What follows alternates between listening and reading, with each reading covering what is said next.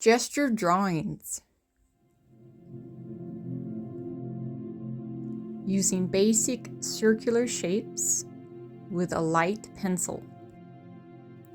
You can begin shaping your character by circular shapes to create the volume or the size of your character. The outlines can be added later to create the overall full, complete shape of the character. Working with the head, chest, shoulders, and hips. Then you can add legs and arms, hands and feet when you're finished. Head shape, which is skull and jaw combined. Most characters' heads are not perfectly round like this. There are some cartoons that are like that, but that's not what I'll show you.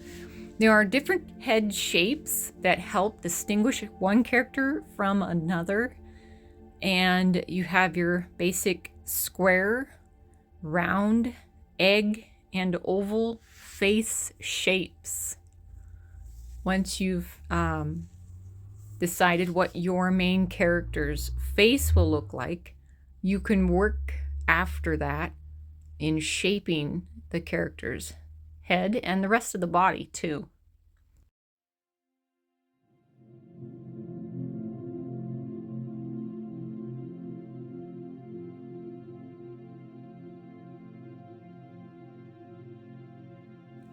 So for this character, I would not put just a round ball on its neck. I would actually move that up to the top as the top of the skull and then begin adding a jawline. Front and side of head shape. Here is an example of a side and front head shape. I will keep the roundness and then add the jaw as you would see the front face of a person. The neck usually comes out from the bottom of the jawline and ear line, and this varies per person. The side would show the front of the face and then the side of the jaw. So you'd have the jaw coming down, but not straight down. So less than a 90-degree angle.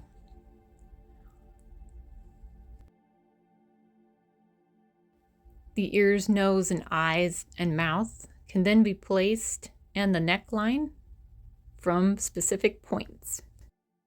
A neck thickness is varied based on body build. The neck thickness can be based on if a person is tall or short, wide or thin, has been bodybuilding, gaining lots of muscles, or is relatively frail. That's usually an indication their body weight would decide their neck shape, and vice versa. Neck shape would decide the body shape.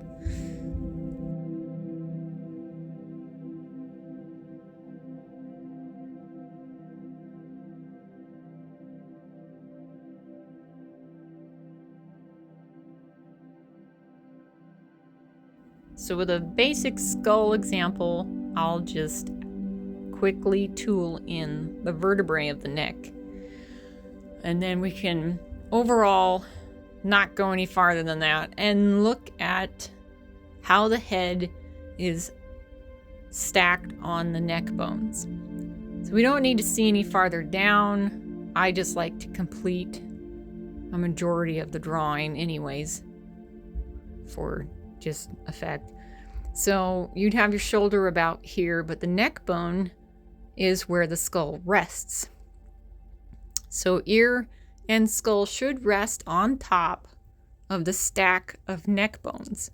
That's how you can place your character's head, except for people with scoliosis or leaning forward. Elderly people, babies would be another example of a head placement that's super far forward from the neck and shoulder. Here's another quick example of a head that is over the neck bones, stacked on top, versus an older, more shapely skull and face. I'm thinking of Rugrats, the grandpa, whose neck is way far forward, and his Adam's apple sticks out almost like a kink in a faucet, like the kitchen faucet has an elbow in it. So give it a try. Circle shape for a side view of a skull, jaw and neck placement underneath. Make sure the chin doesn't jut out too far. Some chins do. Basic ears. Here we're going to see an easy way,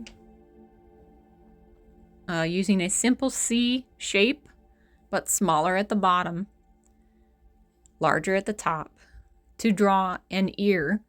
A relatively quick ear can be based on this shape very easily.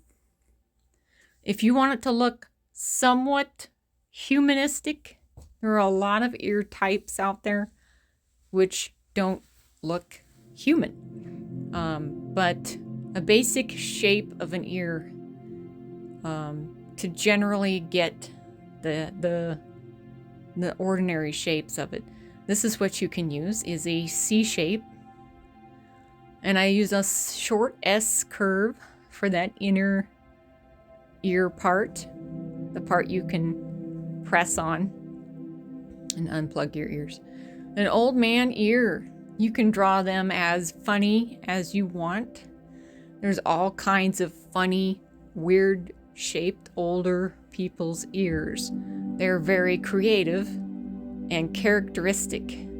You can draw all kinds of ears. Being consistent, if you're drawing a comic book character, you want to have a consistent ear shape. Practice easy ear shapes. You can look at your own ear. Mine's a little bit weird. I dislike it. Weird ear shape, yes. And you can draw that, or you can draw something that you more or less can use a C shape with a couple squiggles and accomplish the job. So it doesn't have to be perfect unless you're drawing realistic, lifelike. There's even ears with just an open loop and an X in it. All kinds of ears. So that's up to the artist. Little ears, little kid ears are even more simple and even larger. They're less C-shaped, kind of oval. Practice easy ear shapes. So we've already done that, but your basic ear shape can come from letters of the alphabet. You just pick what you like. Letter C, letter S, half a C, maybe a G, is basically ears. So you can place ears on your character, practice with any kind of side view of a character, and find the nose, eye, mouth placement. The ear goes in between how tall the eye is and how low the mouth is. And so finding what works best for you will help you draw very quickly a basic ear shape that other people will distinguish as an ear. And then you can move on with your drawing. Add an ear to a character. So your basic ear is between the eye height and the mouth, is where the ear should be. That's way too close. It should be back there a bit. So I will make another example. You don't want the ear messing with the cheekbone. It needs to be behind the jaw. When it's behind the back of the jaw, you're in the right spot. So another example here. It's pretty close to that cheekbone. Maybe the jaw is short. I don't know. So I'll doodle another example. There. Now you see it. That is better. Jeez. 3 times later. Now he's an alien. You just needed an alien. There. He's got bad hair. It's all good. Here's the eraser. Here's some quick gesture drawings. So do not use a lot of pressure when gesture drawing. Use a pencil, but hold it lightly. Use lots of flowing line, lots of circular shapes, or squiggles or super 8s. And then you can gain the volume as if it were being built out of clay or a carved statue. This is another quick gesture drawing. Somebody sitting down and with crossed legs. Just generally getting the position of the character. Here's a teapot and a couple saucers of tea.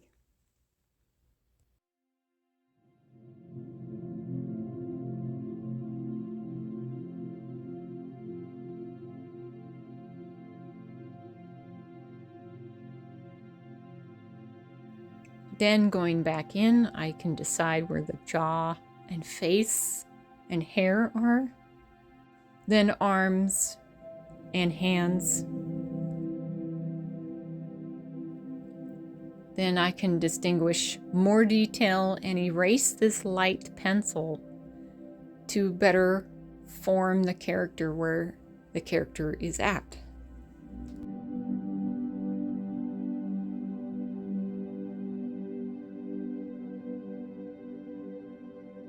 So now I have room for an ear, nose, mouth, eye placement, and the character could develop from here.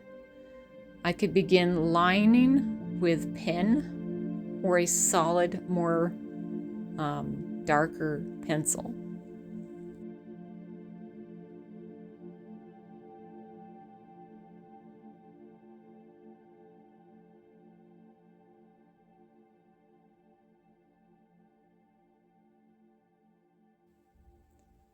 This is where you can shape the head and hair.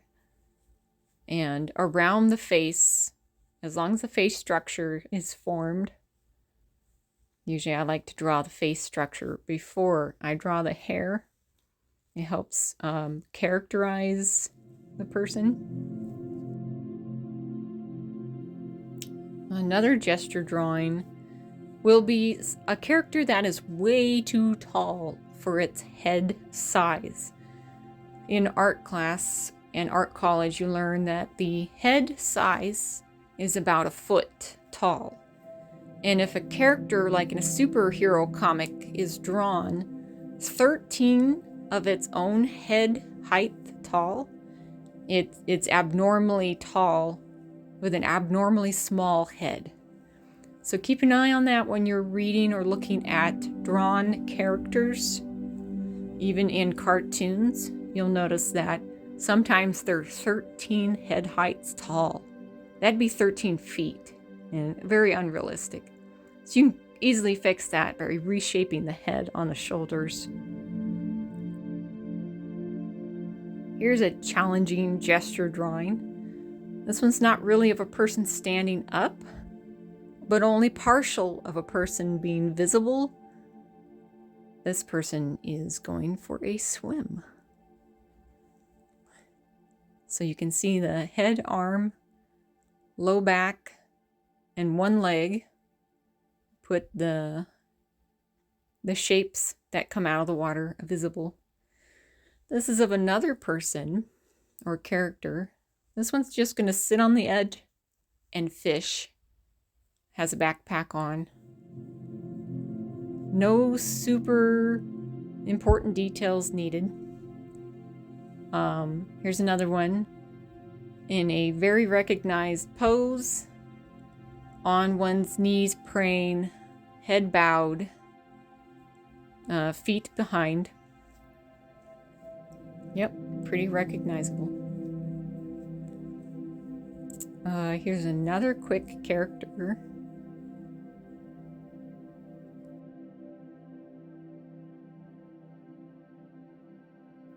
Just a little bit of comedy for the seriousness of my voice. Gotta counteract it somehow. This person's running frantically. And from what? Oh my gosh, it's a dinosaur.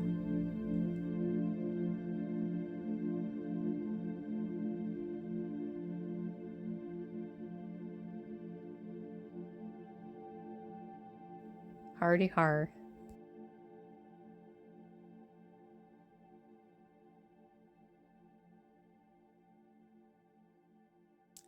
Animal gesture drawing is pretty much the same. You can use ovals, circles, basic bubble shapes. And for legs, I would start with sticks to just put them in the right spot, and then work on where they connect and how they have joints and the thickness or the flexibility of the animal's legs and arms.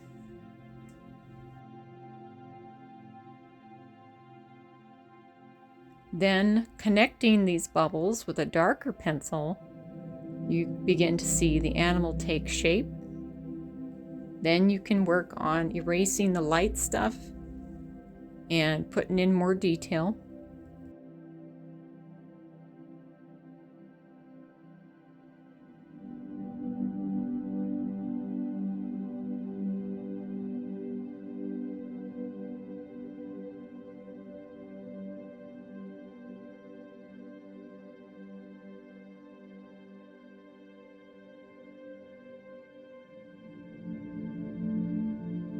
Same thing for smaller animals. A deer is fairly large, and here is a house cat, which I only use 3 bubbles and start connecting things. Cats seem to be very flexible creatures, and so 3 bubbles would just take care of their basic main motor areas. So head, shoulder, hips is what would rotate on a cat. I'll do more drawings later, little more detailed drawings. So be sure to like and subscribe. Thank you.